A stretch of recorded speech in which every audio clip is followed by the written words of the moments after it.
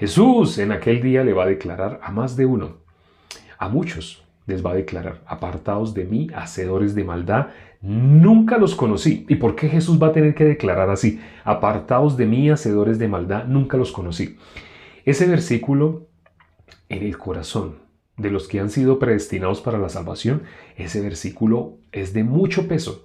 Ese versículo asusta. Ese versículo hace que las personas teman a Dios. ¿Qué dice? Jesús, a quien muchas personas como presentan a Jesús como todo lo que tú quieras, Él lo va a hacer. Todo lo que tú anheles, Él lo va a hacer así. Pero no, Jesús no vino a hacer como las cosas que tú quieras, que tú desees, sino la voluntad de Dios. ¿Qué dijo? No sea como yo quiero, sino sea tu voluntad.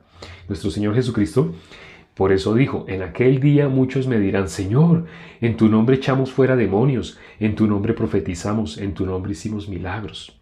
¿Quiénes hacen milagros, profetizan, echan demonios? ¿No son líderes y pastores de las diferentes iglesias? En esta época, si yo te pregunto, ¿quién conoces tú que haya echado fuera demonios, haya hecho milagros y haya profetizado? Si tú piensas un poquito, ¿qué persona? El vecino de la tienda, de la esquina. En la esquina hay una tienda. El vecino de la tienda, él ha hecho milagros en el nombre de Jesús.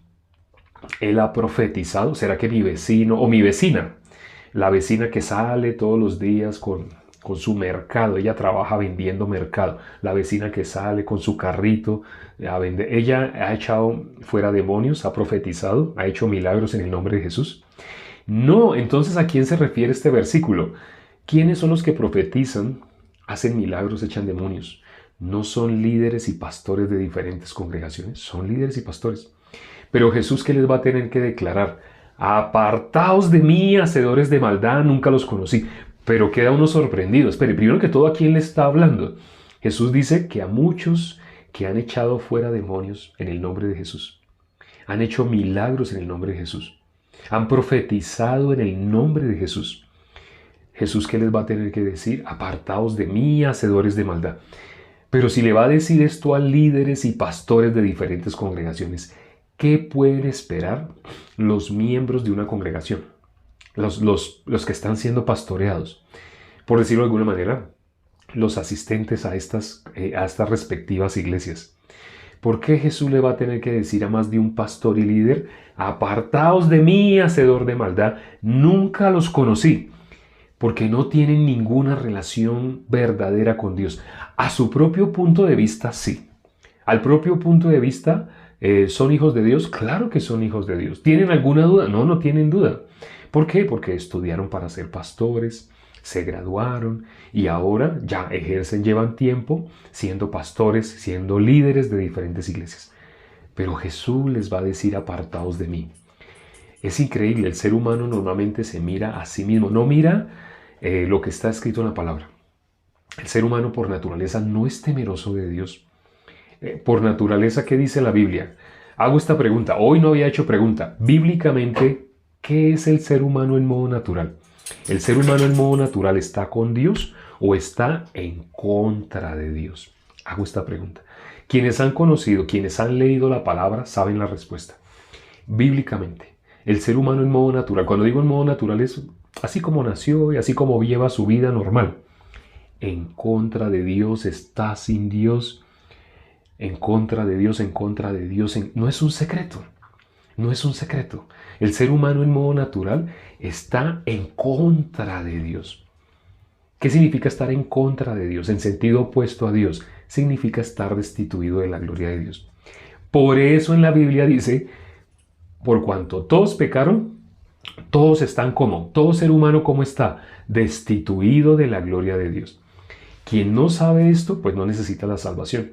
O preguntas que me han hecho en algunos videos es: ¿pero y salvación de qué? O sea, ¿cómo así que si ya soy salvo, ¿salvo de qué?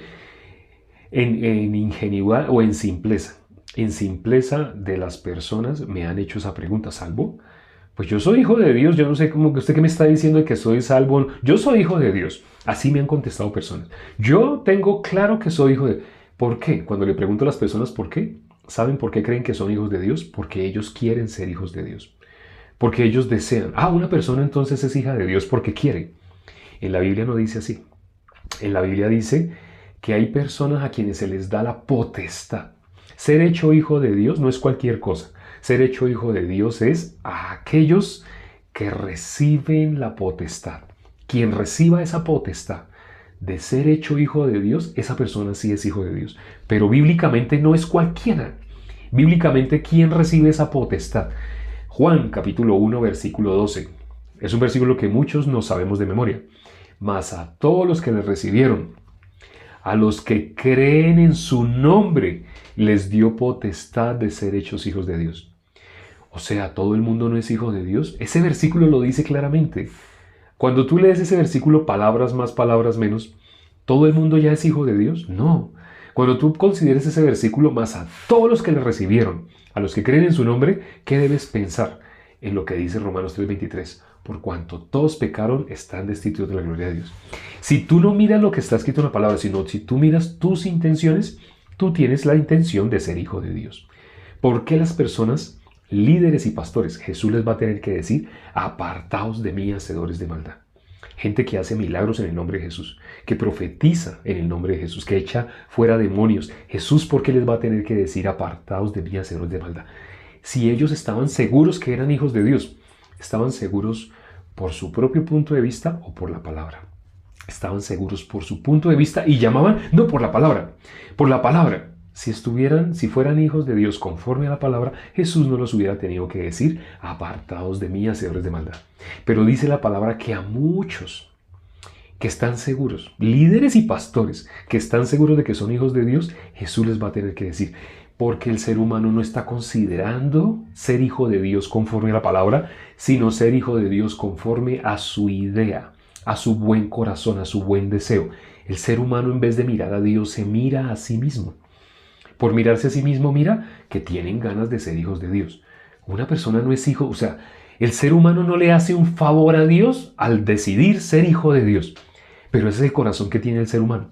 Tan soberbio es el corazón de nosotros que pensamos que somos hijos de Dios porque nosotros decidimos ser hijos de Dios. Como si le estuviéramos haciendo un favor a Dios. Cuando leemos la Biblia nos damos cuenta, esa potestad no la recibe cualquiera. La potestad de ser hecho hijo de Dios.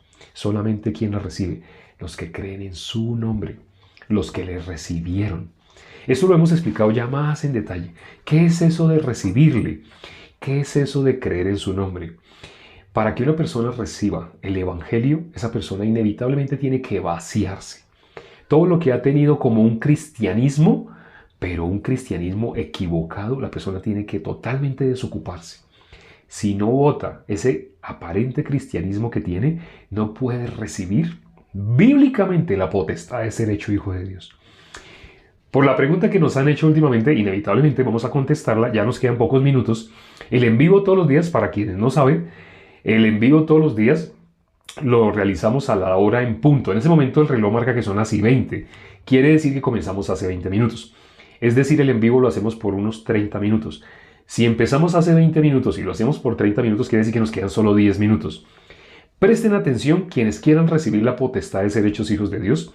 Hoy vamos a explicar cuál es el evangelio que las iglesias no conocen.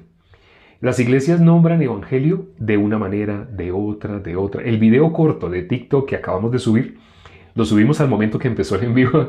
Cuando empezó el en vivo, acababa de emitirse el video. Y en ese momento pues ya debe tener, no sé, unas 500 reproducciones, porque ya han pasado 20 minutos. A menos que se haya hecho igual de viral que el de ayer.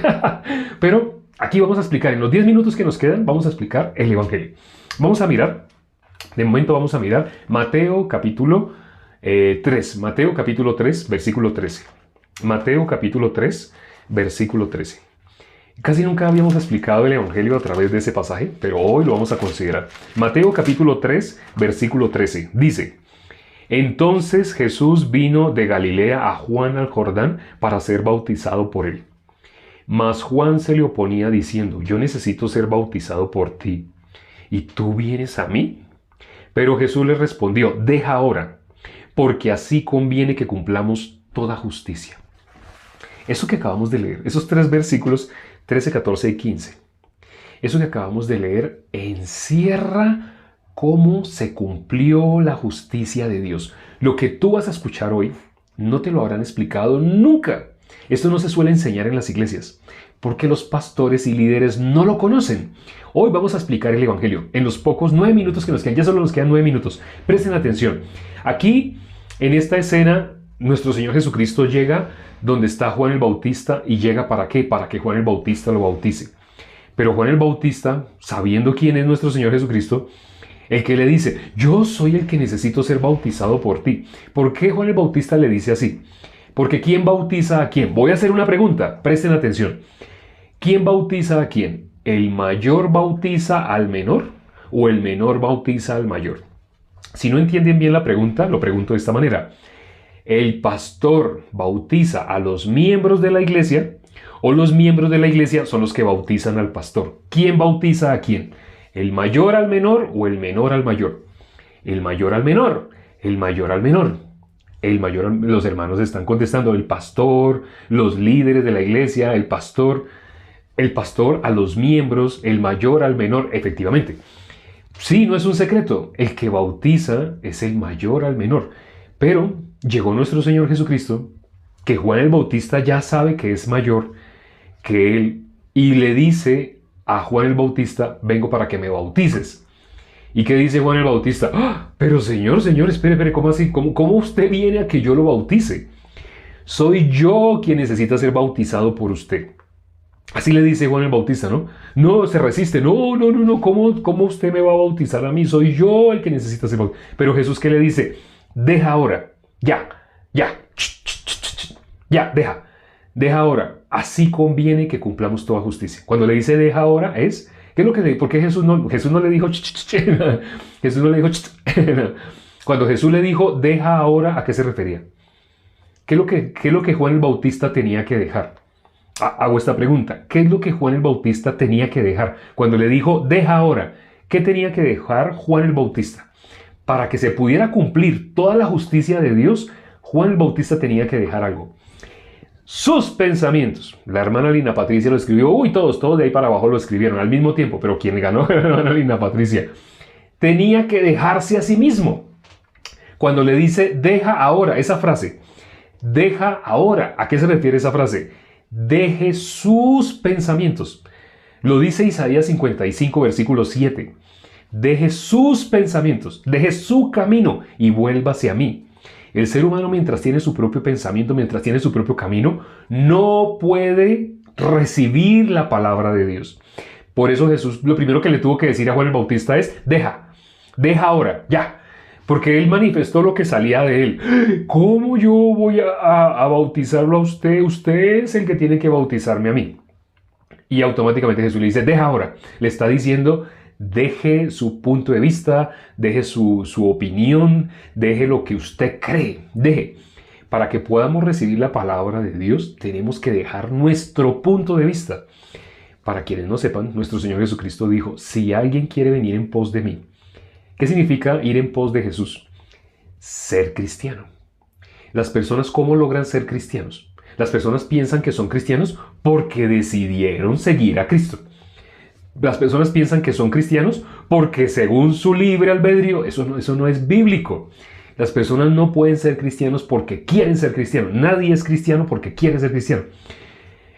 Aquí Juan el Bautista, ¿qué salió de él automáticamente? Resistencia. Automáticamente, ¿qué salió de él? Lo contrario a la palabra de Dios. Estaba nuestro Señor Jesucristo. Él es la verdad. Él es la verdad. Ya sabemos, Él es la verdad, el camino, la verdad y la vida. Él es la verdad. Pero estaba hablando con alguien y ese alguien dice algo.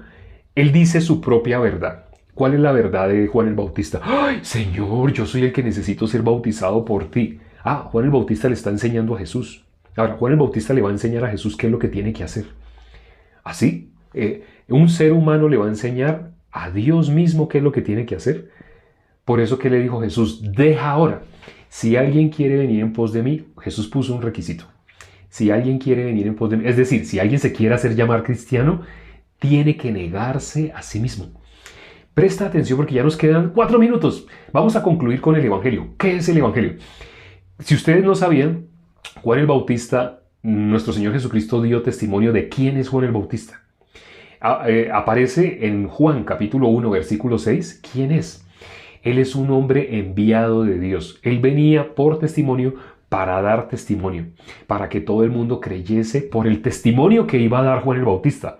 Las personas, ¿cómo se salvan? ¿Cómo una persona puede recibir la salvación? Al creer el testimonio que vino a dar Juan el Bautista. Por el tiempo solamente les nombro los versículos. Eso está en Juan capítulo 1, versículo 6. Él es un hombre enviado de Dios para dar testimonio. Por testimonio y para testimonio. Para que todos creyesen por él. Cuando dice por él, ¿cuál es el sujeto de esa oración? Qué pena, estamos usando algo de hermenéutica. ¿Cuál es el sujeto de esa oración? En este caso es el testimonio.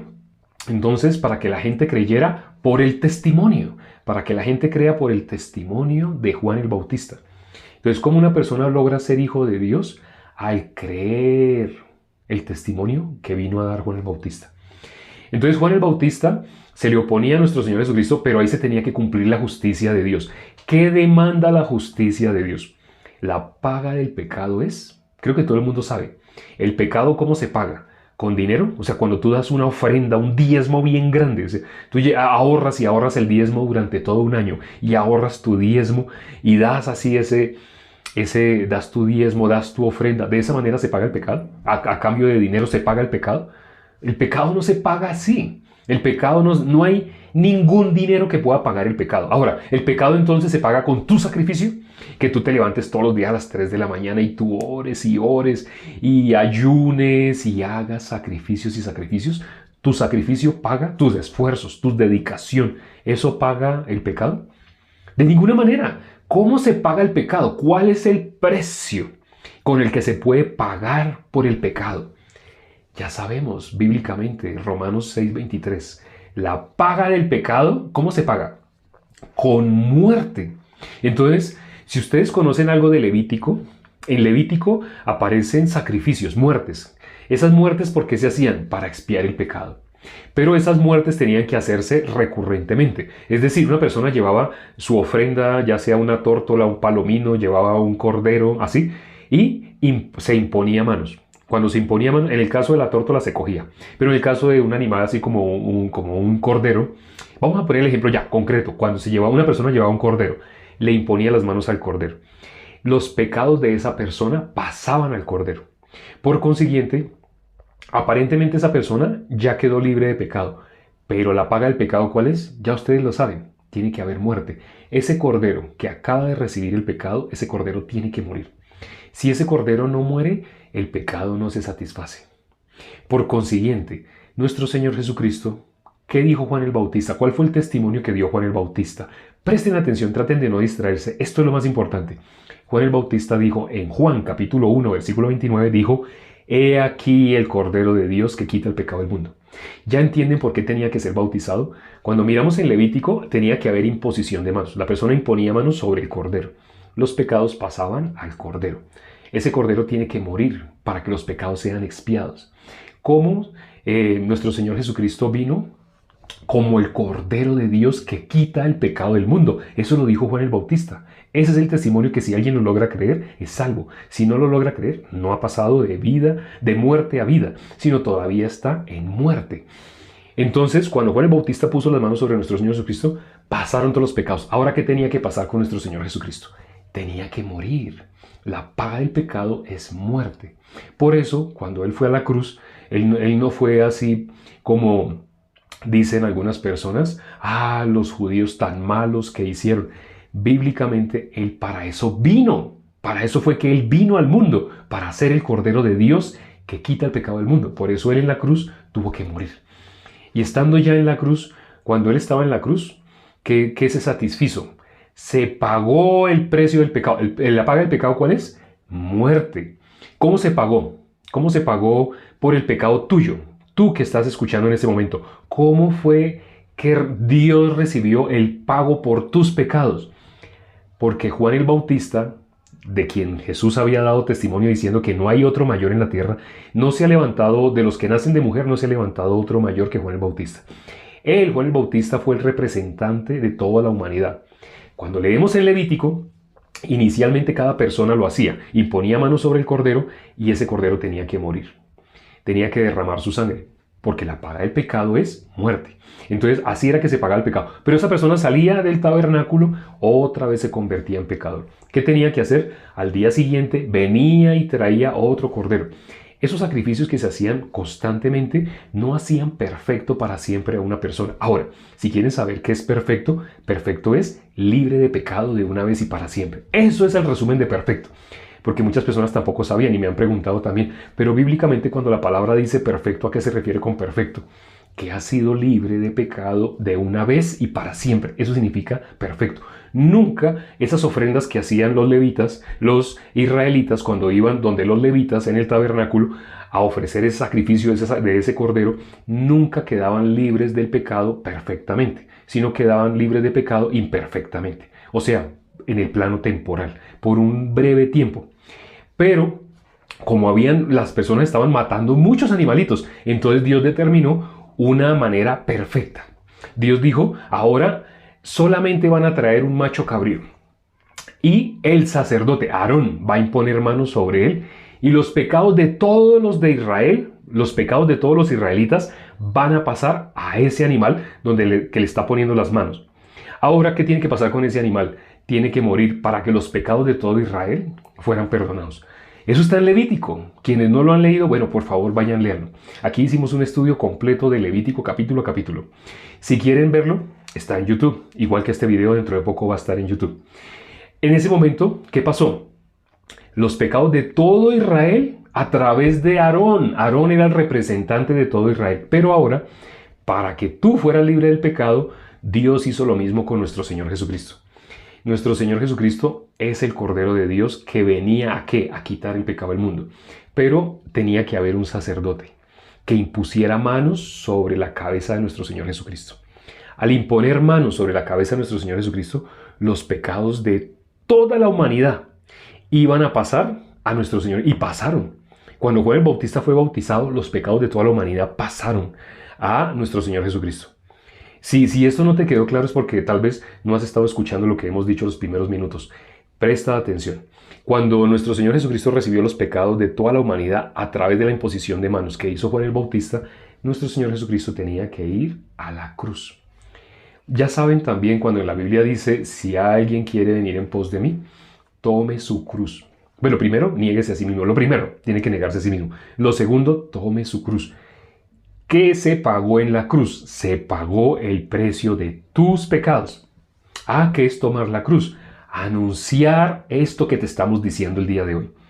Esto es el Evangelio, de que tus pecados ya fueron perdonados perfectamente, porque lo hizo nuestro Señor Jesucristo. Si tú todavía te consideras pecador, estás diciendo que la sangre de Jesús no hizo perfecta la obra de expiación del pecado de tus pecados. Pero lo que Él hizo, si tú lees el libro de Hebreos, ahí aparece que lo que hizo nuestro Señor Jesucristo no fue como lo hacían los sacerdotes en la época cuando se escribió Levítico.